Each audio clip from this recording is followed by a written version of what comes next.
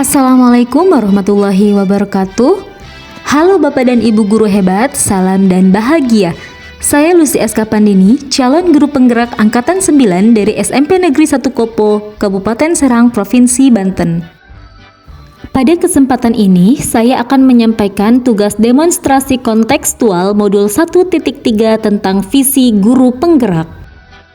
Sebagai seorang pendidik, memiliki visi tentang pertumbuhan murid adalah hal yang sangat penting.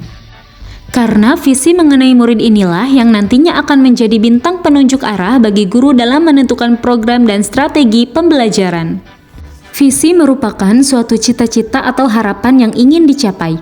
Untuk dapat mewujudkan visi murid impian dan melakukan proses perubahan, maka perlu sebuah pendekatan atau paradigma, yaitu salah satunya melalui pendekatan inquiry apresiatif. Inquiry apresiatif adalah suatu filosofi atau suatu landasan berpikir yang berfokus pada upaya kolaboratif untuk menemukan hal-hal positif dalam diri seseorang, dalam suatu organisasi dan dunia di sekitarnya, baik di masa lalu, masa kini, maupun masa depan. Pendekatan ini diterapkan dalam 5 tahapan yang disebut dengan bagja, yaitu buat pertanyaan, ambil pelajaran, gali mimpi, jabarkan rencana, dan atur eksekusi. Adapun visi murid impian saya di masa depan adalah mewujudkan murid yang unggul, cerdas, dan berkarakter sesuai profil pelajar Pancasila. Prakarsa perubahannya yaitu mengembangkan pembelajaran yang dapat meningkatkan motivasi dan minat belajar murid. Tahapan bagja berdasarkan prakarsa perubahan tersebut yaitu: langkah pertama, buat pertanyaan utama. Adapun pertanyaannya adalah apa yang harus saya lakukan dan bagaimana cara untuk mengembangkan pembelajaran yang dapat meningkatkan motivasi dan minat belajar murid.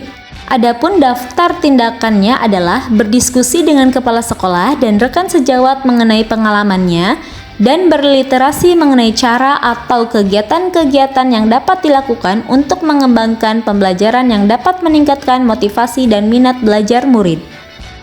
Langkah kedua yaitu ambil pelajaran.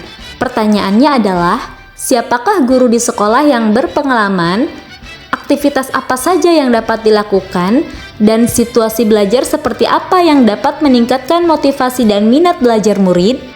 Tindakan yang perlu dilakukan adalah mencari profil guru yang sudah berhasil, mencari tahu contoh nyata kegiatan yang dapat dilakukan, dan mencari tahu hal-hal yang disukai oleh murid melalui angket, wawancara, maupun dialog. Langkah ketiga adalah gali mimpi. Pertanyaannya, apa kebiasaan-kebiasaan baru yang saya bayangkan terjadi? Dan bagaimana perasaan saya jika pembelajaran yang dilakukan dapat memotivasi dan diminati oleh murid?